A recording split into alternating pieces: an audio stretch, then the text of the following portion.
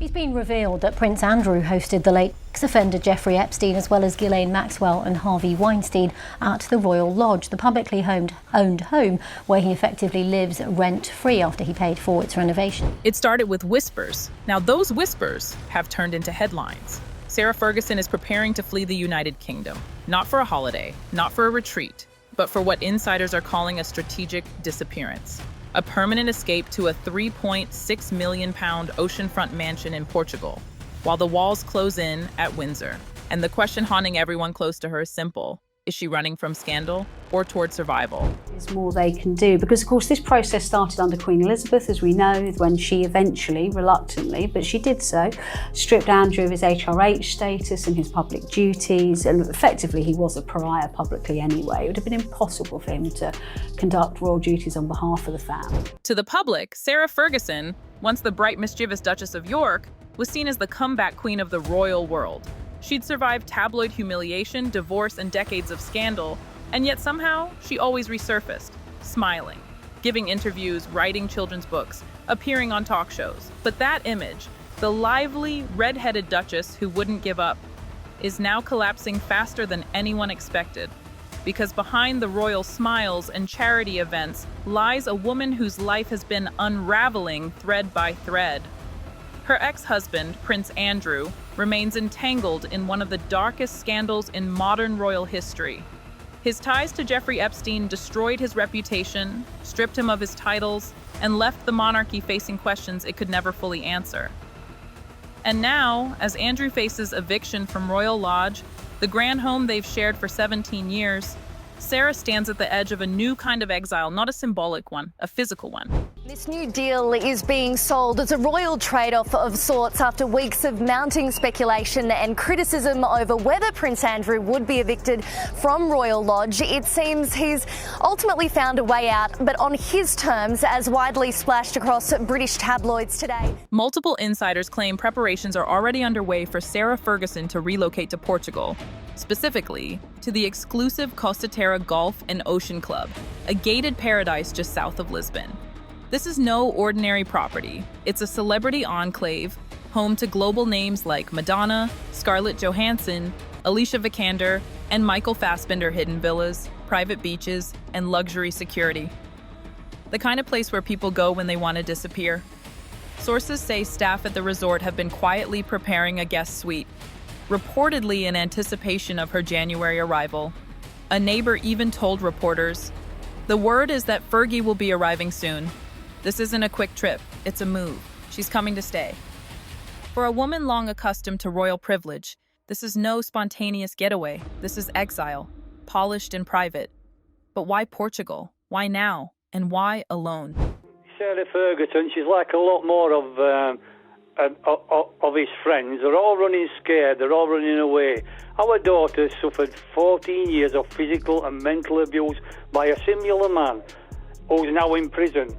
The answer lies inside the walls of Royal Lodge. Once a symbol of her enduring connection to the royal family, it's now the site of a quiet war King Charles, determined to modernize and slim down the firm, has reportedly ordered Andrew and Sarah to vacate the sprawling Windsor estate. Andrew, facing immense financial strain, will move into a smaller property on the Sandringham estate. But Sarah? There's nothing waiting for her. No cottage, no annex, not even a grace and favor room.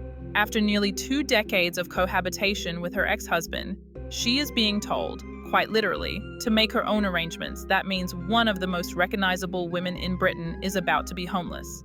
And this time, there's no royal safety net.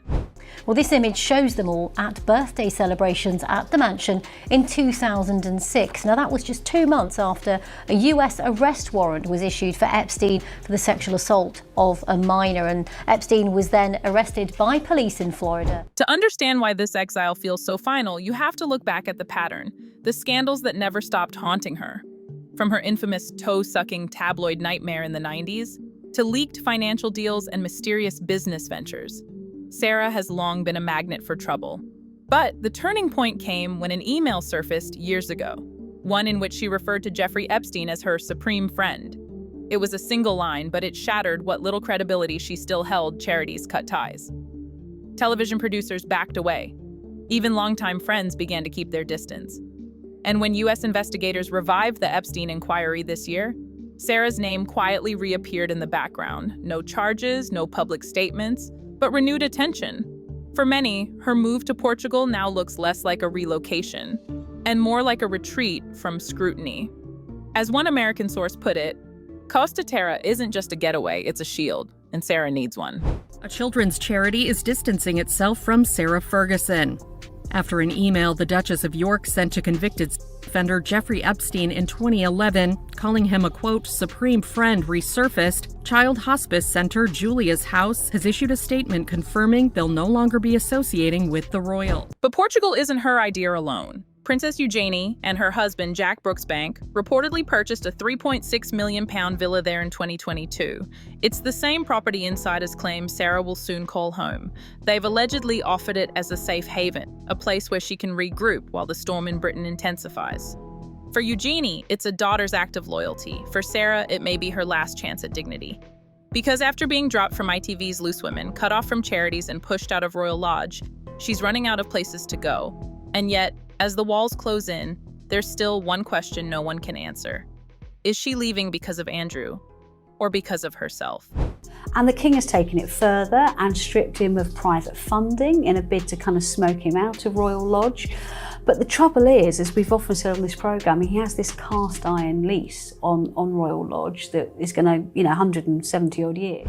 Let's look at what's happening inside the palace. King Charles has made it clear Andrew's protection is over. After months of standoffs, tense meetings, and financial pressure, he has stripped Andrew of royal funding, leaving him to cover the costs of Royal Lodge alone.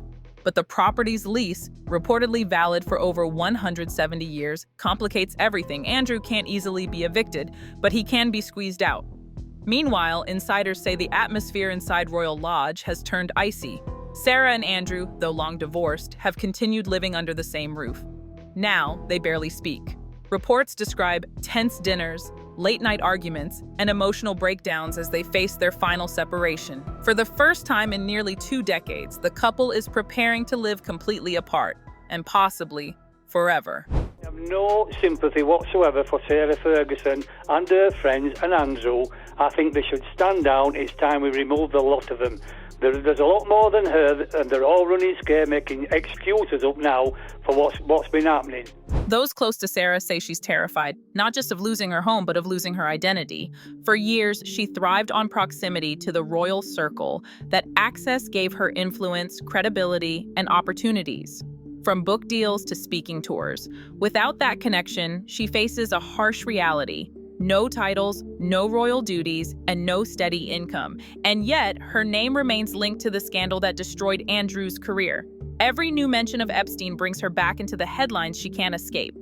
Now reports say she's meeting with a brand rescue team, a group of advisors working on a complete image rebuild. They're asking one brutal question. How does Sarah Ferguson survive when the royal system no longer wants her? Her daughters, Princess Beatrice and Princess Eugenie, are said to be deeply concerned. Privately, they've urged their mother to step back, regroup, and stop chasing publicity. They know her name is radioactive right now. Even charities she championed for years are cutting ties. Julia's House, a children's hospice, confirmed it would no longer associate with her after the Epstein email resurfaced. And while Sarah insists she's done nothing wrong, the silence from the palace speaks volumes. It's no coincidence that her new refuge, Costa Terra, is an ocean away from Windsor, its distance.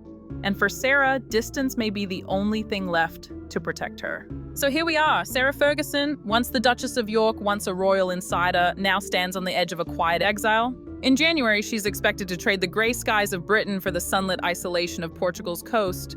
Her ex-husband will remain behind alone in a smaller home. Still under investigation, still disgraced. And for the first time in almost 20 years, their paths will diverge completely.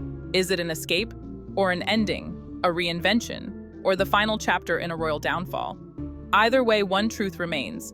Even in silence, the shadows of scandal follow her everywhere. And yet, as history has shown, Sarah Ferguson has a talent for survival. But this time, the world may not be as forgiving.